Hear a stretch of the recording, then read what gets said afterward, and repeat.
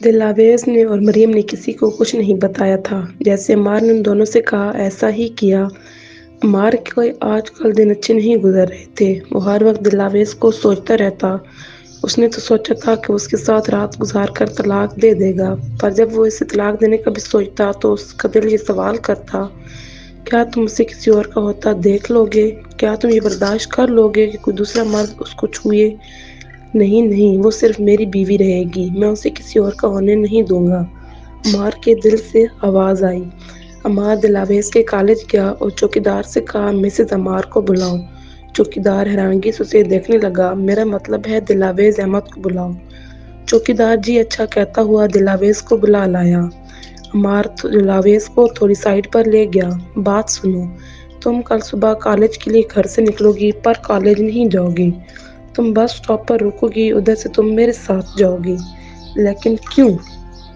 دلاویز نے سوال کیا۔ جب چپ، کوئی سوال نہیں، تم اب بھی میرے نکاح میں ہو، سمجھی؟ اور بیوی کو شوہر کی بات ماننی چاہیے۔ اسے کہتا ہوا فوراً اپنی لینڈ کروزر لے کر کالج سے نکل گیا۔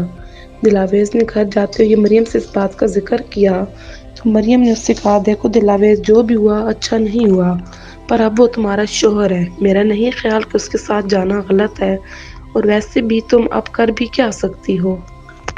عمار اور دلاویز کے نکاح کو 4 مہینے ہو چکے تھے۔ عمار ہر ہفتہ کے روز دلاویز کو صبح لے کر جاتا اور کالج کی چھٹی کے وقت اسے گھر سے کچھ فاصلے پر چھوڑ جاتا۔ آج بھی ہفتہ تھا۔ دلاویز عمار کے فلیٹ پر تھی۔ دلاویز کو بھی اپنا شوہر اب اچھا لگنے لگا تھا۔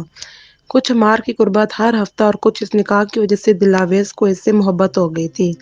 لیکن دلاویز تو شاید عمار کی بس ضرورت تھی، بس وہ اسے اپنے مطلب کے لیے ہر ہفتے بلا لیتا تھا۔ آپ کب میری ماما بابا سے ہمارے متعلق بات کریں گے؟ تھوڑا صبر کرو یار، ٹائم تو آنے دو، بات بھی کر لیں گے۔ ساتھ ہی اس کے ہونٹوں پر جھک چکا تھا اور پھر اپنی پیاس بجھا کر اسے گھر چھوڑ کر آیا تھا۔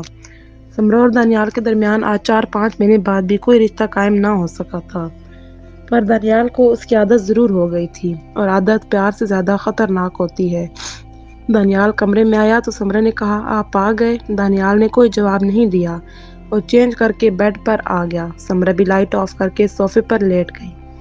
سمرا اب ہر روز صوفے پر ہی سوتی تھی، اور اب سمرا کو سوئے ہوئے 2 گھنٹے بھی ہو گئے تھے کہ سمرا نے دیکھا کہ کچھ لوگ دانیال پر فائرنگ کر دیتے ہیں اور دانیال خون سے لہو لہان ہو جاتا ہے۔ سمرا چیخ مار کر اٹھی اور بھاگ کر دانیال کے بیڈ پر جا کر اسے گلے سے لگ کر رونے لگ گئی۔ نہیں نہیں، دانیال کو کچھ نہیں ہو سکتا، نہیں، میرے دانیال کو کچھ نہیں ہو سکتا، وہ بدحواسی میں روتے ہوئے بول رہی تھی۔ دانیال نے غصے سے لائٹ آن کی اور سمرا کو پیچھے دھکیلا۔ دور ہٹو، تم کیا سمجھتی ہو؟ ہاں، میں تمہیں کبھی بیوی کا درجہ نہیں دوں گا، تمہیں دور رہا کرو مجھ سے۔ میری بھیک میں ملی محبت تو تمہیں مل سکتی ہے، بلکہ تمہیں میرے نکاح میں بھی بھیک میں ہی لیا گیا ہے، سنا تم نے؟ اور وہ اسے کمرے میں چھوڑ کر گاڑی لے کر نکل گیا۔ وہاں سمرا اپنی خراب قسمت پر بیٹھ کر روتی رہی۔ دلاویز بیٹا اٹھو، کالج نہیں جانا کیا؟ صوفیہ بیگم نے دلاویز سے کہا۔ جانا ہے ماما، اٹھ رہی ہوں۔ اور دلاویز اٹھ کر کالج کے لیے تیار ہونے لگی۔ آج جمعہ تھا، کل اس نے عمار کی طرف بھی جانا تھا۔ اس کی آج کل طبیعت بھی کچھ ٹھیک نہیں رہتی تھی۔ دلاویز نے سوچا کہ پڑھائی کی برڈن کی وجہ سے ہے۔ صوفیہ بیگم نے دلاویز کا ناشتہ ٹیبل پر لگا کر کہا بیٹا میں ذرا سبزی لینے جا رہی ہوں، آج تازہ پالک اور گوشت بنانے کو دل کر رہا ہے، تم ناشتہ کر کے مین ڈور کو باہر سے لاک کر جانا۔ اوکے ماما۔ اور دلاویز ناشتہ نہ کرنے لگی۔ اس نے انڈے کا پہلا نوالا ہی لیا تھا کہ اس کا دل بری طرح سے خراب ہونے لگا، اور دلاویز بنا ناشتہ کیے ہی کالج چل دی۔ مریم بھی اس کے ساتھ تھی۔ ابھی وہ کالج سے دور ہی تھی کہ آج بس نے بھی ادھر ہی اتارا تھا انہیں، اب ادھر سے جانا تھا۔ اب انہیں کھڑے ہوئے 2 منٹ ہی ہوئے تھے کہ دلاویز کو چکر آنے سے بے ہوش ہو کر گر گئی۔ وہ تو مریم اس کے ساتھ تھی جس نے سنبھال لیا، ورنہ وہ گرتی تو اسے چوٹ لگ جاتی۔ مریم اس سے کافی بڑی تھی۔ مریم اسے اپنی ایک جاننے والی کی کلینک پہ لے آئی جو قریب ہی تھا۔ اس کو ڈاکٹر نے چیک اپ کیا تو پہلے اسے کالج یونیفارم میں دیکھ کر حیران ہوئی کہ شاید یہ اس کا ناجائز ہے۔ پھر بھی اس نے مریم سے پوچھا کیا یہ میرڈ ہے؟ جی جی میرڈ ہیں، 4-5 ماہ سے، مریم نے جواب دیا۔ کوئی پریشانی کی بات تو نہیں؟ ڈاکٹر نے مریم سے پوچھا۔ ارے نہیں نہیں، گھبرانے کی کوئی بات نہیں ہے، مبارک ہو، یہ ماں بننے والی ہیں، ڈاکٹر نے پیشہ ور مسکراہٹ سے بتایا۔ لیکن ان کو بہت زیادہ احتیاط کی ضرورت ہے کیونکہ یہ بہت کمزور ہیں اور ان کی ایج بھی بہت کم ہے، اس لیے ان کو بہت کیئر کی ضرورت ہے، ورنہ مسکیریج ہونے کا خدشہ ہے۔ پتہ نہیں ماں باپ کیوں اتنی چھوٹی ایج میں اپنی بچیوں کی شادی کر دیتے ہیں، ایسی ایج میں ماں بچے دونوں کو خطرہ ہوتا ہے۔ یار یہ میری بہت اچھی دوست ہے دلاویز۔ ڈاکٹر یار تم دلاویز کا آپریشن کر دو کیونکہ اس کی جان کو خطرہ ہے اور ابھی تمہارے پیپرز ہونے والے ہیں۔ مریم نے دلاویز کو دیکھتے ہوئے کہا۔ مریم نے سوچا دلاویز اور عمار کے نکاح کا بھی کسی کو نہیں معلوم تو اس کا آپریشن ہو جانا ہی بہتر ہے، لیکن کرسی پہ بیٹھی خاموش دلاویز نے جب یہ بات سنی تو کرسی سے اٹھا کر 2 قدم پیچھے ہوئی۔ نہیں مریم، میں آپریشن نہیں کراؤں گی، میں اپنے بچے کو کبھی نہیں ماروں گی، تم چلو ادھر سے۔ اٹھ کر دروازے کی طرف جانے لگی۔ اچھا دلاویز تم بیٹھ جاؤ، تمہاری طبیعت پہلے ہی ٹھیک نہیں ہے، ہم چلتے ہیں بس، مریم نے اسے تھامتے ہوئے کہا۔ اچھا ڈاکٹر میں اب چلتی ہوں، بہت بہت شکریہ تمہارا، پھر ملتے ہیں۔ مریم ڈاکٹر سے ملتے ہوئے بولی۔ اوکے مریم، چچی جان کو سلام کہنا، میں کبھی چکر لگاؤں گی آپ کی طرف۔ کیوں نہیں، ضرور مریم نے کہا، اور پھر وہ دلاویز کو پکڑتے ہوئے کلینک سے نکل گئی۔ دروازے پہ بیل بجی تو ناز کے کام کرتے ہاتھ رک گئے۔ اور لگتا ہے شہریار آ گئے ہیں۔ ناز دروازے کی طرف لپکی جہاں یہ پہ شہریار ہی تھا۔ ہیلو میری جان، کیسی ہو؟ شہریار نے اس کی پیشانی پہ لب رکھتے ہوئے پوچھا۔ آپ کے سامنے ہی ہوں یار، جلدی چلے میرا قورمہ نہ جل جائے، ناز مصروف انداز میں کہتی ہوئی کچن میں چلی گئی۔ اوکے تم چلو، میں بھی آتا ہوں۔ جی تو کہاں تک پہنچا کام میری بیگم کا؟ شہریار نے شلف پر بیٹھتے ہوئے راز سے پوچھا۔ بس سلاد رہ گیا ہے، ناز نے سلاد کاٹنے کے لیے اٹھایا۔ تم ادھر بیٹھو اور خود بھی ریسٹ کرو اور میرے بیبی کو بھی ریسٹ کرنے دو، سلاد میں بنا دیتا ہوں، شہریار نے ناز کو کرسی پر بیٹھتے ہوئے کہا تو ناز مسکراتی ہوئی کرسی پہ بیٹھ گئی۔ ناز کا دوسرا ماہ چل رہا تھا جس وجہ سے شہریار اس کو زیادہ کام نہیں کرنے دیتا تھا۔ جب وہ گھر ہوتا تو شہریار تو آفس سے بھی لیو لینا چاہتا تھا، پر ناز نے منع کر دیا کہ جب ڈلیوری کا وقت قریب آئے گا تب لیو لے لینا۔ کھانا کھانے کے بعد شہریار اور ناز کمرے میں چلے گئے۔ ناز تو بیڈ پر لیٹ چکی تھی جبکہ شہریار چینج کرنے کے بعد کمرے میں آیا۔ شہریار جب ڈریسنگ سے باہر نکلا تو ناز نے اسے پکارا۔ جی شہریار کی جان۔ شہریار بھی بیڈ پر اس کے قریب بیٹھ چکا تھا۔ شہریار اگر ڈلیوری ٹائم میں جو کچھ ہو گیا تو آپ میرے بیبی کو لے کر پاکستان چلے جائیے گا، ناز نے اس کا ہاتھ اپنے ہاتھ میں لیتے ہوئے کہا، اور ساتھ ہی ناز کی آنکھوں سے 2 موتی ٹوٹ کر گر پڑے۔ شہریار نے ناز کو اپنے ساتھ لگاتے ہوئے کہا، کچھ نہیں ہوتا میری جان، کیسی باتیں کرتی ہو، چپ ہو جاؤ ورنہ میں بھی رونے لگ جاؤں گا۔ شہریار کے ایسے کہنے پہ ناز ہنسنے لگی۔ شہریار نے ناز کے پیٹ پر ہاتھ رکھتا ہوا بولا، میرا بیبی کیا کر رہا ہے، ماما کو تانگ نہیں کرنا، اوکے؟ گڈ بیبی کا پاپا کا۔ ناز جی ناز کی جان، ناز نے بھی شہریار کے انداز میں کہا۔ ادھر آؤ میرے پاس۔ ناز شہریار کی طرف ہوئی تو شہریار نے ناز کے لبوں پر اپنی لب رکھ دی اور اس سے محبت کرنے لگا۔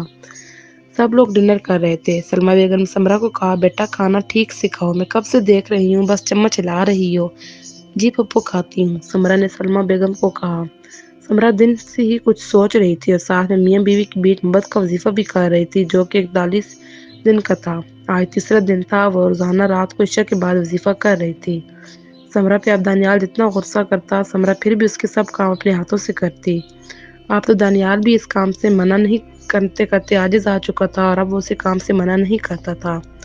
سمرہ روز کی طرح آج بھی دانیال کے لیے رات کا ڈریس نکال کر ڈریسنگ روم میں رکھ چکی تھی۔ جب دانیال آیا تو اپنے شوز بیٹھ کے انہیں اتار دیے کیونکہ سمرہ اب خود سے انہیں سنبھال لے گی۔ دانیال نے چپ چاپ ڈریس چینج کیا اور پہنا ہوا ڈریس ادھر ہی پھینک دیا کیونکہ اسے پتا تھا ابھی سمرہ نے اٹھا کر رکھ دینا ہے، اور ایسا ہی ہوا۔ سمرہ دانیال کے تمام کام نپٹانے کے بعد صوفے پہ آ کر لیٹ گئی۔ بس اسٹاپ پر دلاویز کالے ڈریس میں کھڑی تھی، تبھی 3 لڑکے بائک پر آ کر رکے۔ ہیلو جان، اکیلی کیوں کھڑی ہو؟ آ جاؤ ہمارے ساتھ، ہم تمہاری رات بھی رنگین کر دیں گے اور ڈراپ بھی کر دیں گے۔ ان لڑکوں نے اکیلی لڑکی دیکھ کر دل کو چھیڑنا شروع کر دیا۔ اتنے میں ٹائروں کی چرچراہٹ کے ساتھ لینڈ کروزر آ کر رکی۔ دلاویز عمار کے آنے پہ خدا کا شکر ادا کرتی لینڈ کروزر میں جا کر بیٹھ گئی۔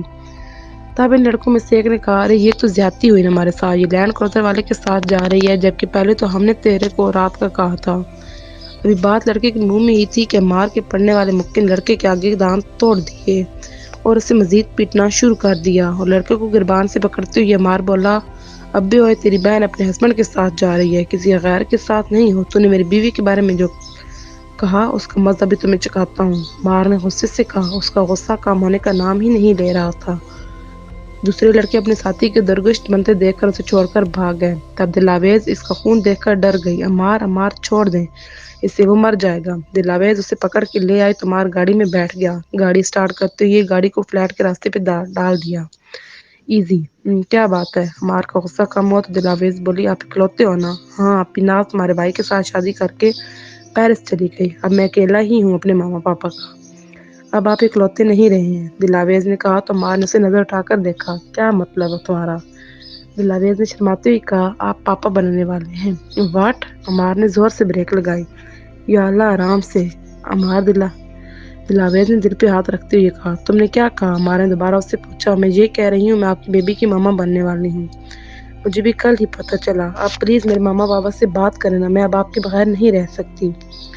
دلاویز تو اور بھی نہ جانے کیا کیا کہہ رہی تھی، لیکن عمار پتہ نہیں کیا کیا سوچ رہا تھا۔ تم پریگننٹ ہو دلاویز؟ تم نے چیک اپ کدھر سے کروایا؟ عمار نے پوچھا۔ مریم کی دوست ہے، اس کی کلینک سے۔ اوکے چلو ہم دوبارہ سے چیک اپ کرواتے ہیں، شاید تمہیں کوئی غلط فہمی ہوئی ہو۔ جس پہ دلاویز خاموش ہو گئی۔ مشہور ڈاکٹر رانیہ جو کہ گائنی کی ڈاکٹر میری دوست بھی ہے، اب ادھر چلتے ہیں۔ تھوڑی دیر بعد ڈاکٹر رانیہ نے دلاویز کا مکمل چیک اپ کرنے کے بعد رپورٹس پازیٹیو کا بتایا۔ عمار یہ واقعے میں پریگننٹ ہے۔ رانیہ شی مائی وائف، عمار نے دلاویز کا تعارف کراتے ہوئے کہا۔ اوہ، کب کی شادی؟ 3-4 ماہ سے ہی کی۔ کسی سے ذکر مت کرنا میری شادی کا۔ اوکے عمار، بٹ ان کا بہت خیال رکھنا، یہ ویک بھی ہیں اور ان کی ایج بھی بہت کم ہے۔ ایسے کیس میں ماں بچے دونوں کا خطرہ ہوتا ہے۔ یہ میڈیسن ڈیلی کی دینی ہے اور اپنی وائف کو۔ اوکے رانیہ، ٹھیک ہے، سی یو، ہم چلتے ہیں۔ اب ارے عمار، کوئی چائے کافی؟ ڈاکٹر رانیہ نے کہا۔ ارے کچھ نہیں، پھر کبھی صحیح، اور دونوں کلینک سے نکل گئے۔ عمار دلاویز کو اپنے باہوں میں لیتا ہوا بیڈ پر لٹا چکا تھا۔ عمار نے سوچ لیا تھا اب دلاویز کو جلد طلاق دے دے گا، بدنام تو اب ویسے بھی ہو جانا تھا، اچھا ہے میرے بچے کے ساتھ لائف گزار دے گی۔ عمار نے گھٹیا پن کی انتہا کی۔ آج سنڈے تھا، اس لیے دانیال کافی لیٹ اٹھا تھا۔ اس کی آنکھ کھلی تو اسے اپنے کمرے میں اپنے علاوہ کوئی دوسرا نظر نہ آیا۔ شاید سمرہ اٹھ کر جا چکی تھی۔ وہ اٹھ کر واش روم شاور لینے کی غرض سے چلا گیا۔ دانیال جب ہاتھ سے نکلا تو ڈریسنگ کے سامنے سمرہ کو نقص سے تیار ہوتا پایا۔